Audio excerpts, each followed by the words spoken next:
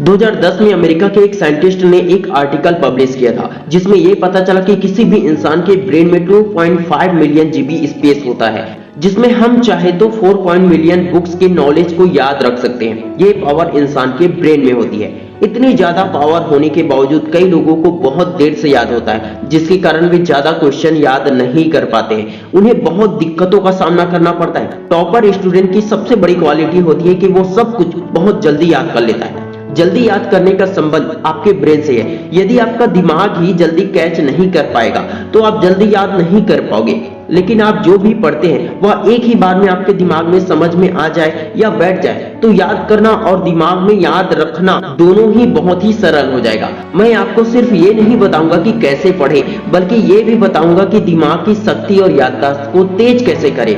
स्मरण शक्ति का संबंध इस बात से भी होता है कि हम किसी भी सूचना को किस तरीके से अपने दिमाग के अंदर भेज रहे हैं।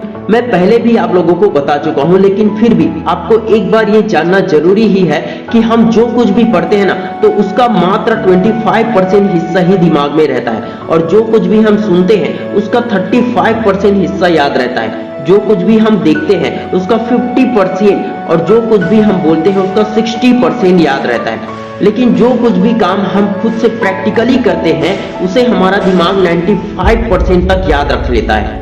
हमें कई लोगों का नंबर याद रहता है, आधार कार्ड का नंबर याद रहता है, कई लोगों के बर्थडे याद रहते हैं, मूवी का गाना याद रहता है, मूवी के डायलॉग्स याद रहते हैं, किसी दूसरे व्यक्ति द्वारा बोला गया अच्छा या बुरा वर्ड्स भी याद रहता है। याद नहीं रहता है तो सिर्फ पढ़ा हुआ क्वेश्चन। क्यों? क्योंकि आपको पढ़ने का सही तरीका नहीं आता है। सही तरीके से किसी भी सब्जेक्ट को पढ़ोगे तो वह आपको 100% याद रहेगा। जब कभी आप क्लास में टीचर के लेक्चर को सुनते हैं तो उसे ध्यान से सुनिए, क्योंकि इस समय आपके दिमाग का एक्टिव रहना जरूरी है। टीचर जब समझाते हैं तो उस वक्त ज्यादा लोगों का ध्यान लिखने में होता है। कुछ लोग तो बोर हो जाते हैं, लेकिन इंटेलिजेंट लोग सिर्फ ध्यान से सुनते हैं। इस समय उनका दिमाग, आंख और कान पूरी तरह से खुला रहता है। फिर जब टीचर का क्लास ओवर हो जाए या फिर आप घर चले जाएं, तो उस समय टीचर के समझाए हुए चैप्टर को किताब से पढ़ो और उन्हें नोट्स में तैयार कर लो और उनके वर्ड्स को याद करने की कोशिश करो। ऐसा करने से आप अपने दिमाग के इंटेलिजेंट बनने की क्षमता को और ज्यादा बढ़ा देते हैं। साथ ही इससे यह भी साबित हो जाता है कि आपको टीचर के द्वारा समझाया गया चैप्टर कितना समझ में आया है। और जब आप उसी चैप्टर को खुद से पढ़ने लगते हो तो वह आपको बहुत ही जल्दी समझ में आ जाता है और बहुत ही जल्दी याद भी हो जाता है। लेकिन आप ये मत सोचिए कि ऐसा करने से वह आपके दिमाग में हमेशा के लिए बैठ चुका है। आप चाहते हैं कि वह पूरी तरह से दिमाग में बैठ जाए, तो अगले दिन खाली समय में उसी चैप्टर पर अपने दोस्तों से बात कीजिए। अगर कोई डाउट हो तो उनसे पूछिए। क्या पता कुछ चीजें जो उन्हें समझ में आया हो वो आपको समझ में ना आया हो, या कुछ अलग बातें ही आपको जानने को मिल जाए। इसलिए अपने दोस्तों से इस विषय में बात जरूर कीजिए। इससे आपके सारे डाउट्स क्लियर हो जाएंगे और आपको वह चैप्टर याद रहेगा।